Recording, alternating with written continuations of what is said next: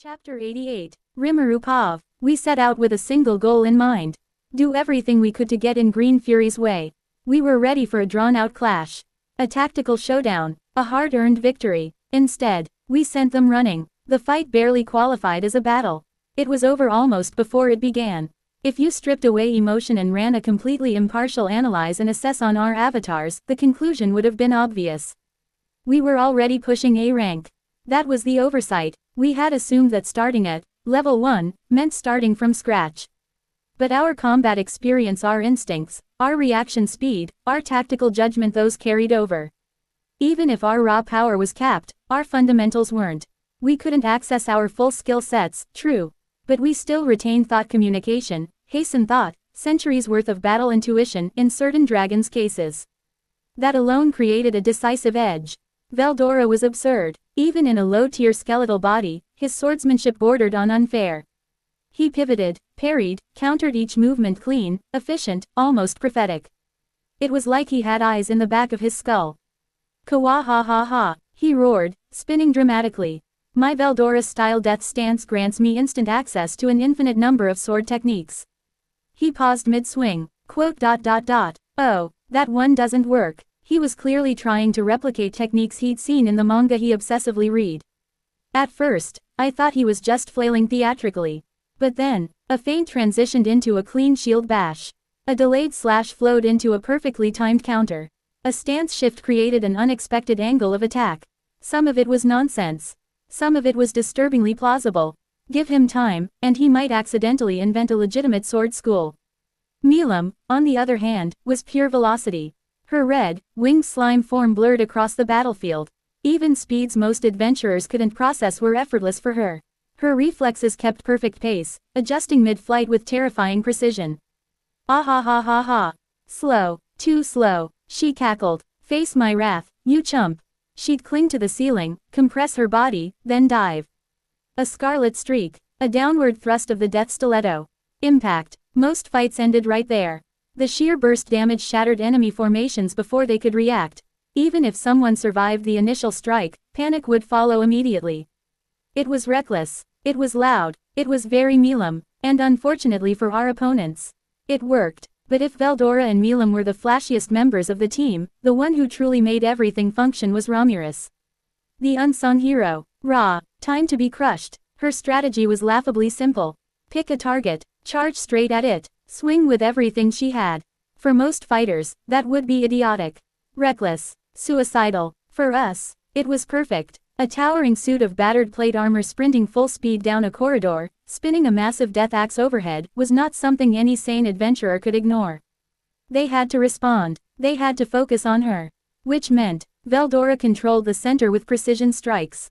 Milam hunted from above, and I wove the battlefield itself into a trap. Ramirez didn't defend. She didn't hesitate. She didn't even pretend to be cautious. She just charged like a living siege weapon. That overwhelming presence created openings we could exploit instantly. She was our tank, our diversion, our chaos engine, and she played the role perfectly. As for me, I had shifted fully into support mode. My webbing restricted movement, cut off escape paths, and subtly manipulated positioning. A stuck ankle or a delayed dodge was often all Veldora needed. But the real surprise was holy. Magic. I had begun experimenting with it recently, and to my mild astonishment, deploying recovery magic through this avatar was surprisingly easy. As Green Fury retreated, we overheard fragments of their conversation echoing down the corridor. Well, maybe this timing's for the best. It's about the right moment to pack up. Yeah, our home country's calling for us anyway. I thought the Sons of the Veld was an independent mercenary corps, unaffiliated with any other nation. My reports stated they were being funded by someone in Anglesea, but maybe it was more like a long-term gig. The term home country indicated that they might have had more loyalty to Anglesea than a simple employer-employee relationship. I'd need to keep an eye on them. The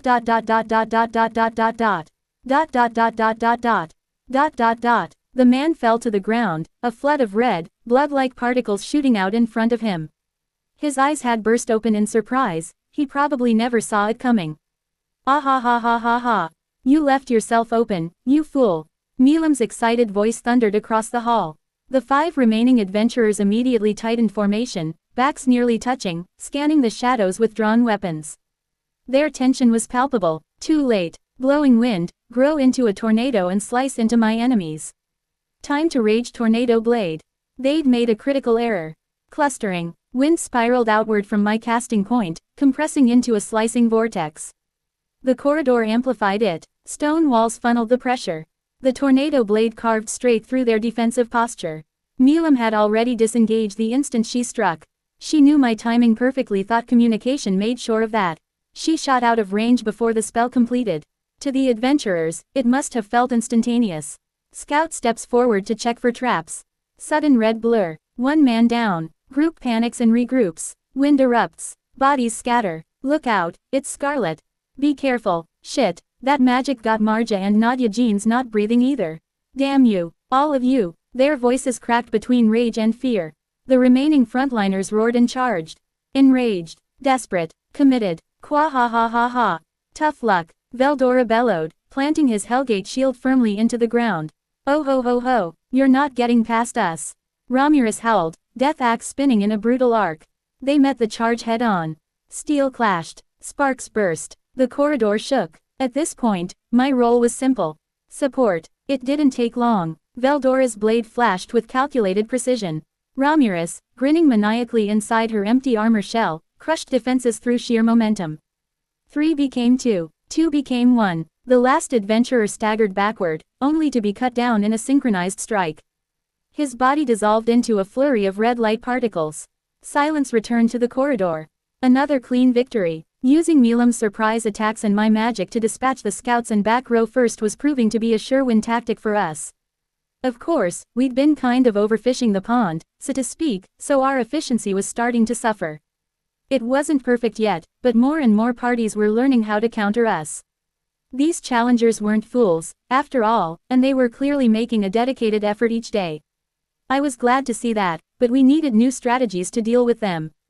We did it. These punks were no challenge at all.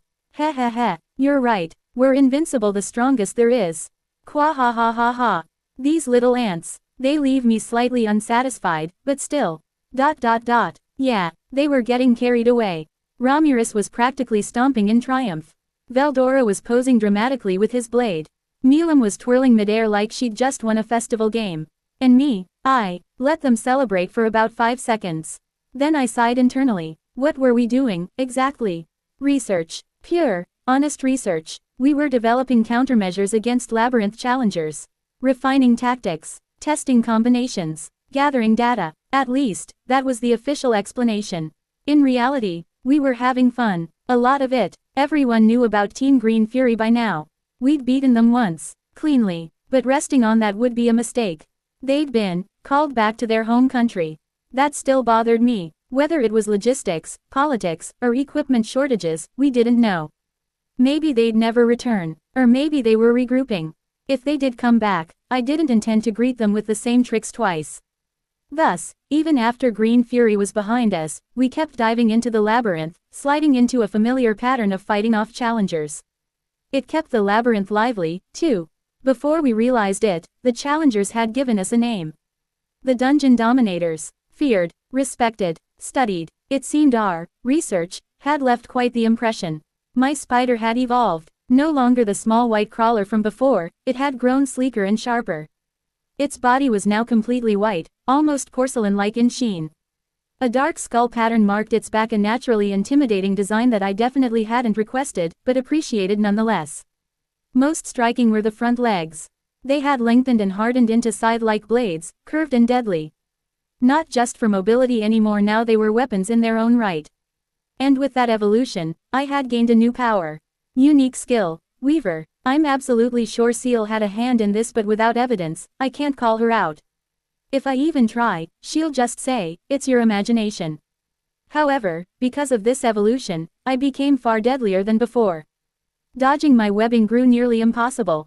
Thanks to the Weaver ability, as long as any part of my body remained in contact with my web, I could control it freely, bending and guiding the strands as though they possessed a will of their own. At a mere thought, the threads slithered like serpents, snapping around unsuspecting adventurers and binding them in an instant, leaving them helpless and unable to move. So I welcomed this evolution gladly. Veldora, on the other hand, of course, couldn't let Romulus have all the cosmetic upgrades. After she replaced her worn armor with a darker, more intimidating set, he began grumbling. My bones lack luster, he declared dramatically. A golden skull would suit my majesty well. So I asked, you want a full refurbishment? He nodded solemnly. Very well. I prepared an orichalcum skeleton frame for him. The conversion was effortless. The avatar core integrated the material seamlessly, restructuring his entire body. Now, he stood gleaming in gold.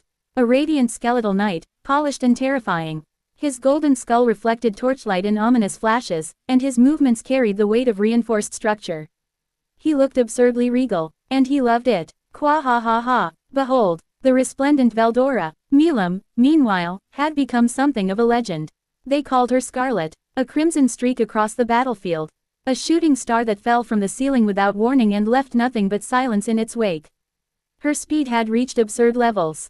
Even seasoned adventurers struggled to track her movement. She had refined her style into something brutally efficient, abandoning defense, abandoning caution, abandoning everything except velocity and decisive, critical strikes. One dive, one thrust, one body dissolving into particles. Then she was gone again. Stories about her spread in whispers. If you see red above you, it's already too late. Ramirez had evolved too, not just physically, but atmospherically. Her heavy living armor now radiated a faint purple death aura that shimmered around her frame like heat distortion. It wasn't merely cosmetic. The pressure it exerted disrupted enemy morale and dulled their movements ever so slightly. Each swing of her death axe carried crushing weight. Shields shattered, guard stances collapsed. Even coordinated parties found their formation breaking under her relentless pressure. She fought like a berserker.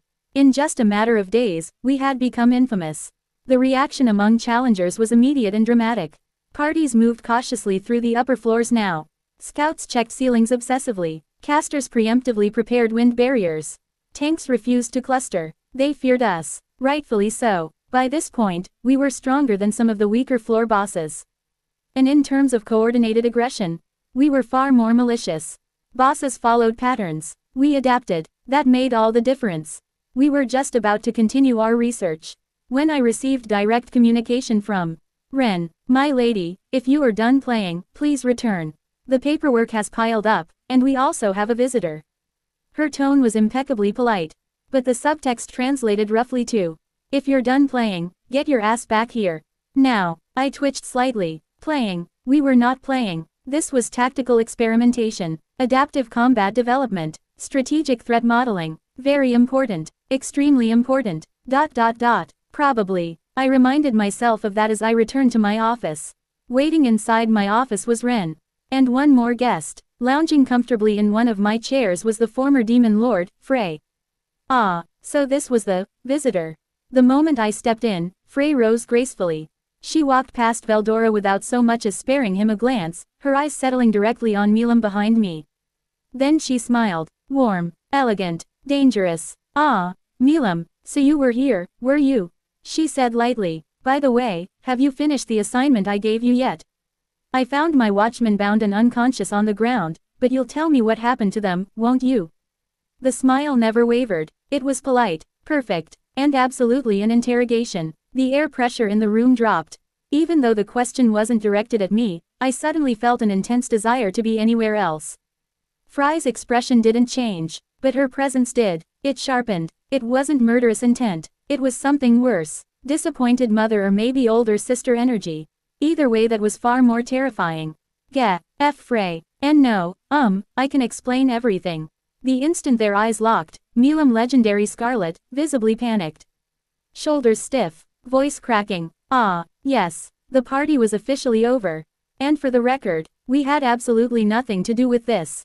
Nothing at all. I stepped forward smoothly. Ha, ha ha, Milim, if you had work to do, you should have told me, you know. I really shouldn't keep you here. You'd better head back and finish that assignment. Perfectly reasonable tone, completely innocent. Veldora added gravely, folding his arms. Rimuru is correct. Our apologies for monopolizing your time with research. You should have informed us you had prior obligations. Oh, very smooth. Why yeah, exactly. Ramirez chimed in immediately. Milim, you could have said something before we dragged you all across the kingdom. Excellent. Flawless execution. Look at that coordination. All that dungeon teamwork training was paying off beautifully. We'd constructed a unified narrative in under 3 seconds. We were uninvolved, unaware, utterly blameless. Milam slowly turned toward me. There were tears pooling in her eyes. A silent plea, betrayal, desperation, ... I held firm. Sorry. There are battles even demon lords can't win. Rimuru, don't look at me like that. Please don't drag us into this. We fought adventurers. We strategized against elite parties. We faced coordinated assaults without flinching. But this was domestic accountability. A far more terrifying battlefield. Cowardly, perhaps. Prudent, absolutely. Before Frey could deliver judgment, another voice sliced cleanly through the room. Polite, precise, utterly devoid of mercy. My lady, it is understandable that you may not have known Lady Milam had duties to fulfill, Ren said with a gentle smile. However, what about your duties? You must have been enjoying yourself so much that you forgot, right? Her smile was flawless. Her eyes were not. The temperature dropped to absolute 0. I averted my gaze immediately. This was bad. Very bad. We weren't playing, I stammered. It was research. My voice cracked in a deeply undemon lord-like manner. Research. Yes. Important tactical research. Extremely vital. Possibly world-saving. I glanced desperately toward Veldora and Ramirez for backup. Veldora began confidently. Good. Yes. Support me, my golden comrade. Then his eyes met Ren's smile. He coughed. Loudly. I believe, we may be intruding upon administrative matters, he declared with sudden dignity. Allow me to continue my arcane research in my private chambers. There remain profound mysteries yet to uncover. He smoothly produced a volume of manga from nowhere and pivoted toward the door, muttering about deep knowledge. He's running. He's absolutely running. By the time my brain processed the betrayal, it was too late. Oh, why yeah, Ramirez blurted. I think I'll join him down there. Traitor. Complete traitor. They both briskly exited the room. No hesitation. No backward glance. The door closed with a soft, devastating click. Silence. I was alone. Milam shot me a betrayed look from Frey's side of the room. I returned one of equal despair. Sit. Ren didn't raise her voice. She didn't need to. My body moved on its own. Perfect Caesar posture. Back straight. Hands on thighs. Eyes down. Beside me, Milam dropped the same way, mirroring my posture instinctively. The legendary Scarlet now looked like a child awaiting a lecture. We both stared at the floor. I very carefully snuck a glance upward. Ren was looking at me the exact same way Frey had been looking at Milam earlier. Disappointed. Not angry. Not shouting. Just tired. Full-on disappointed older sister energy. It was infinitely worse than fury. She caught my glance. Our eyes met. I snapped my gaze back to the floor so fast I nearly bowed again. Silence. Then Ren sighed. It wasn't dramatic. It was weary, as if she had already accepted that this was her life now. She turned away from us and faced Frey, bowing deeply. My apologies, Lady Frey. Had I known Lady Milam was present here, I would have informed you immediately. Frey sighed as well, though hers carried more resignation than frustration. You needn't apologize, Lady Ren. Her eyes shifted toward me briefly. Then back to Ren. It was a look that said, we are dealing with the same problem, aren't we? Ren's expression didn't change, but something in the air confirmed it. Yes, they were absolutely on the same boat. Two responsible women, managing two catastrophically overpowered children. Frey and Ren both exhaled at the same time. A synchronized sigh of long-suffering guardianship. Milam trembled slightly beside me. I did not move. Lady Frey, I will make sure to inform you whenever Lady Milam comes to play. Ren's smile was perfectly polite. The emphasis on play was not. I felt that word stab directly into my soul. Frey's lips curved upward faintly. You don't have to be so formal. Just call me Frey. Ren inclined her head. In that case, I ask the same of you. Frey. They exchanged matching smiles. It was cordial, refined, diplomatic, and layered with the mutual understanding of two overworked subordinates managing walking disasters. Frey nodded. We'll be taking our leave. Lady Milam has quite a bit of work waiting for her. Milam flinched. Let's have a more relaxed chat next time, Ren. Ren nodded smoothly. I would like that. Relaxed. Yes. Perhaps without delinquent demon lords kneeling on the floor. And then, without ceremony, Frey stepped behind Milam, grasped her firmly by the scruff of the neck with sharp talons, and lifted her like a misbehaving kitten. Wait. Rimuru. Save me. I did not move. I could not move. I valued my life. The window opened with a rush of wind. And just like that, Frey took off into the sky, dragging still protesting Milam. Milam's cries faded into the distance. Silence settled over the office. Ren remained standing. I remained in Caesar. After several long seconds, Ren finally looked down at me. My lady, quote. Yes. I drew in a slow breath, doing everything in my power to keep my voice calm while my thoughts scrambled in total chaos. Think. Nothing came. Ren was still standing there. Waiting. Smiling. This was bad, but I wasn't cornered yet. If it came to this, I had one last resort. It's time to shine, Seal. Your sweet, helpless wife needs your help. No need to fear. I had Seal. Come on, please. Just give me one brilliant, airtight excuse that gets me out of this. And the response I received was, Number, this is entirely your fault for neglecting your duties. You didn't even return home. I was very lonely. Pout. Actual pout. I froze. That was not the response I had asked. I briefly considered pointing out that she is always with me, technically speaking. But I wisely chose silence. Seal had, ever since the festival, fully embraced the role of housewife. Cleaning the house, preparing dinner, maintaining a physical body that stayed at home, greeting me when I return, seeing me off when I left. Despite always existing within me, she had established a routine, a presence, and I hadn't gone home for days. I had been too busy, researching, in the labyrinth. Ah, I see. So this wasn't just administrative negligence. This was domestic negligence. Far more dangerous. I was waiting, Seal added softly. The guilt damage was critical. Internal systems failing. I folded inward slightly. All right. Understood. No backup was coming. Not from Veldora. Not from Romulus. Not from Seal. I was alone on this battlefield. Ren cleared her throat gently. My lady. I straightened. Quote. Yes. I will complete the paperwork. And I will return home early today. A brief pause. Inside, I could feel Ciel's mood improving. Good. Damage control initiated. Ren's smile softened just a fraction. It may feel like I'm nagging, she said gently, but it's for your own good. I understand that you want to have fun too. I don't intend to stop you from that. In fact, I would rather you enjoy yourself as much as you wish. Her tone was still firm, but the sharp edge had faded. But you are still a ruler. You have responsibilities. People look up to you. Think about how they might feel if they are working hard while their ruler is playing around day and night. Each word landed carefully, not harsh, not cruel, measured. They are loyal to you, she continued. They will not complain. They would not even mind you enjoying yourself. But that does not mean you should disappear from your duties entirely. Silence followed, not oppressive, just honest. I lowered my gaze slightly. I'm sorry, I said quietly. I promise I won't run away from work. And I meant it, not because I'd been cornered, but because she was right. It was easy to get carried away. The labyrinth was exciting. Training with the others was exhilarating. Being the dungeon dominators felt freeing. But Tempest didn't run itself. People trusted me, relied on me. Perhaps seeing the guilt settle on my face, Ren's expression softened further. No, she said more gently. It's fine if you want to run sometimes.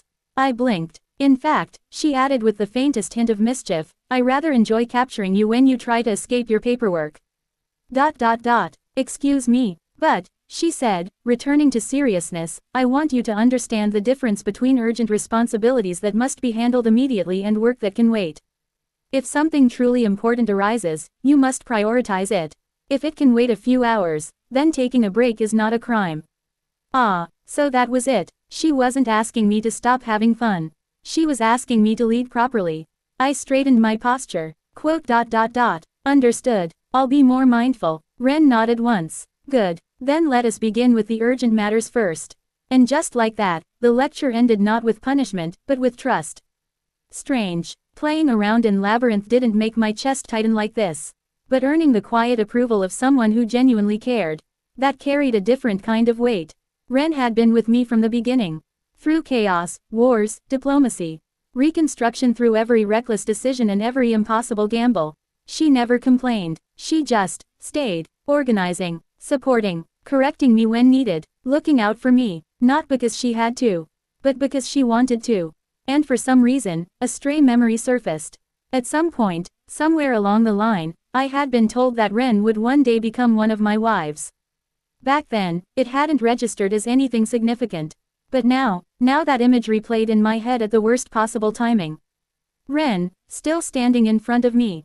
Ren, who had just finished gently scolding me. Ren, who looked tired but relieved. Ren, as my wife. The realization hit like a tidal wave.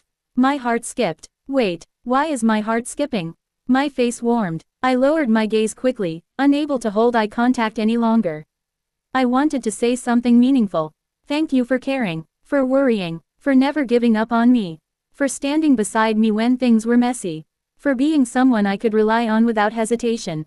But the words tangled. All that came out was, quote, thank you. Soft, simple. It didn't even begin to express what I wanted to say. But before I could try again, warmth rushed to my face, spreading all the way to my ears. My mind stalled completely. Defeated by my own embarrassment, I could only stare at the floor and wait for the burning to subside. That sound definitely didn't carry Ren's usual polished composure. I looked up, still blushing, and froze. Ren was blushing too, not the faint polite warmth she sometimes showed. Actually blushing. Our eyes met, and then, we both immediately looked away. Simultaneously. Silence. No movement. No words. The air grew thicker by the second. Embarrassment level. Critical. And then, knock knock. Lady Rimuru, I have urgent news. Mjalmile's voice. Perfect timing. Divine intervention. I was still sitting on the floor in Caesar posture. Before I could react, Ren moved. Fast. She grabbed my arm, pulled me smoothly to my feet, and pushed me onto the sofa. In one seamless sequence, she straightened my collar, smoothed my sleeves, adjusted my posture, brushed imaginary dust from my shoulders. Full maid mode activated. Efficient, precise, professional. The blush, gone, completely suppressed beneath flawless composure. In less than 30 seconds, I was transformed from a flustered disaster into a presentable ruler of Tempest. She gave me one final once-over. Nodded in satisfaction. Then she walked to the door and opened it gracefully. Please enter. Mjalmile stepped inside, bowing respectfully. Lady Rimuru. I cleared my throat, forcing my voice back into dignified territory. Yes, Mjalmile. What is it? We've received a letter from the council, Mjalmile said carefully. Have you had the chance to read it? The envelope was tightly sealed, so I assumed it may concern a formal request to visit, perhaps deliberation regarding our admission. A letter from the council. Ren stepped forward and handed me the unopened envelope. Since it was addressed to you personally, I did not open it, she said calmly. Then, with a pointed sigh, I intended to give it to you earlier, but you were occupied. I chose to ignore that last part. Strategically, I broke the seal. Inside was exactly what Mjalmile suspected. An official invitation from the Council of the West. So it had come to this. The Council of the West was a federation of nations surrounding the Forest of Jura. Each member state sent representatives to monthly conferences held in Anglesea, where cross-border matters were discussed and negotiated. Their jurisdiction extended beyond any single nation's authority. The Council's top priority was conducting anti-monster measures, but they also dealt with droughts, pandemics, typhoons, earthquakes, and other disasters. Funding for the Council was provided by its member nations, each of which paid a different percentage of the budget. Even though each nation paid differing dues to the Council, they all had equal representation in the conference itself. This created some dissatisfaction among the members, so to address that, nations were allowed to send more selected representatives to the Council based on their share of the funding. The meeting will be held in 1 week. Which meant no more dungeon excursions. No more research. No more dramatic evolutions or ambush tactics. For the first time in days, I focused entirely on governance. I tackled the mountain, reports, trade agreements, infrastructure budgets, security briefings, immigration petitions, labyrinth revenue analysis, monster habitat zoning requests. By the end of the day, the once terrifying stack had been reduced to a manageable slope. There was still work left, but Ren stepped in before I could reach for the next document. My lady, the remaining matters are not urgent. Please return home. I blinked. I can finish these. You can, she agreed calmly. But you should go home. Ah, right, seal. I nodded. Quote. Understood. On the way back, I made a strategic stop. Flowers. Carefully selected. Gifts nothing too flashy, but thoughtful. And chocolates. Preparedness was key. I had learned that much. If Seal was still upset, I would meet that battlefield fully equipped. When I arrived home, she was there. Waiting. Just as always. Her expression was composed but quieter than usual. I stepped forward. "I'm sorry," I said honestly. "I stayed away too long." I handed her the flowers. Then the gifts. Then the chocolates. A pause. She looked at them. Then at me. Silence lingered for a moment. Then, the tension eased. "Very well," Seal replied. "You are forgiven." Relief flooded through me. Luckily, she hadn't been as angry as I feared. Or perhaps she had already calmed herself down. Either way, I wasn't going to test it. We had dinner together. Simple, peaceful. Later, we prepared for bed and went to sleep. Dot dot dot dot dot dot dot dot dot. Dot dot dot dot dot dot. Dot dot dot. The next few days passed quietly. Just governance, briefings, and preparation for the council session. And then, 1 week later, invitation in hand, I stood at the outskirts of Anglesea. We had teleported to a safe distance outside the capital. I had suggested going directly inside the city for convenience. Ren had scowled at me. "My lady, you are the queen of Tempest.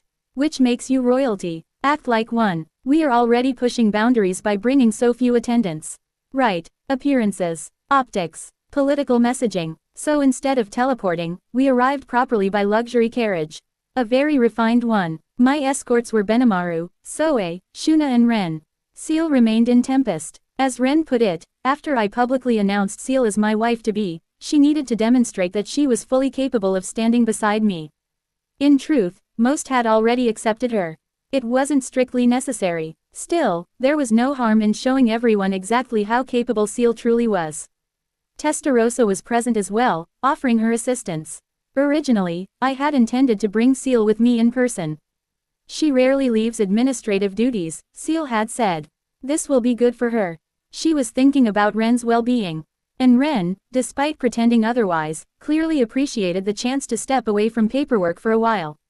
So here we were, inside the carriage. Ren sat to my right. Shuna to my left. Opposite us sat Benimaru and Soe, composed and alert even while seated. The gates of Anglesea came into view. I straightened slightly in my seat. At the gate, we presented our invitation. The guards examined the seal carefully, then immediately straightened and allowed us passage. We were escorted properly into the capital of Anglesea, and as expected, we were granted accommodations befitting royalty. The hotel assigned to us was easily the most luxurious establishment in the district. Polished marble floors, crystal chandeliers, staff trained to perfection. I had to admit it was impressive. Once the council meeting concluded, I fully intended to explore the capital properly. It had been a while since I'd visited. Our first outing, however, was not political. It was shopping. At Shuna's request, the commercial district was lined with clothing boutiques, their display windows reminiscent of modern Japan. Tall glass panes revealed carefully arranged mannequins dressed in elaborate, eye-catching fashion. The sheer size of the glass panels caught my attention. Glass wasn't rare here, but panes that large. Those could cost as much as a small house. If shops were using them purely for aesthetic display, business must be thriving. Mjalmile's old advice echoed in my mind. Observe the flow of people. That tells you everything about a city's economy. And indeed, foot traffic was steady. Customers entered and exited constantly. Merchants were confident. The capital of Anglesea wasn't just politically influential, it was commercially vibrant. Of course, Tempest had similar display windows now as well. Shuna, meanwhile, was completely absorbed. She stood in front of one particular boutique window, eyes sparkling as she studied the fabrics, cuts, and layered designs. I see, so they've structured the sleeves this way to create volume without excessive material, she murmured thoughtfully. The outfits were flamboyant, gaudy, even, bright colors, bold trims, complex embroidery, very different from Tempest's usual aesthetic. Most clothing back home was inspired by my memory's blends of modern practicality and fantasy tailoring. Shuna and her team had adapted those designs masterfully. But here, these were original creations by ambitious designers competing fiercely for attention. Experimental, dramatic, attention-grabbing, each rack inside looked like a battlefield of creativity. And Shuna was clearly inspired. I would like to visit this shop, she said politely but with unmistakable determination. I raised my hands in agreement. Very well, let's go in. Inside the boutique, fabrics and colors surrounded us in layered extravagance. Shuna carefully examined stitching techniques, embroidery density, sleeve structures, her eyes practically glowing with competitive spirit. I certainly don't want to lose out to all this, Shuna whispered with resolve. I must redouble my efforts. I smiled. Yeah, keep up the good work. And everyone go ahead and pick whatever you like. I'll cover the cost. Benimaru blinked. What, A-, are you certain? Me too, Soe asked calmly, though I caught the faint curiosity in his eyes. Quote. I will remain as I am, thank you, Ren replied coolly. It's fine, it's fine. I waved it off. I don't pay you a salary anyway, so let me at least be generous here. Ren folded her hands neatly. I prefer my current attire. I am here in the capacity of a maid. Which was true. She wore her maid uniform with flawless precision, elegant, dignified, perfectly tailored. I tried to persuade her once more. She declined again, gracefully, firmly. All right, I wouldn't push it. Meanwhile, Benimaru and Soe were still in full battle gear. In a city full of adventurers, it wasn't entirely unusual, but their presence was intense. Commanding, slightly intimidating. Shuna wore her traditional shrine maiden attire. I was dressed in formal, elegant clothing befitting a ruler at Ren's insistence. The result, we stood out, very much. People were staring, whispering, not hostile but curious. Yes, we were conspicuous, and I didn't particularly enjoy that level of attention. Some fashionable but more casual attire might help us blend in better during our stay. As for Ren, maid outfits weren't uncommon here.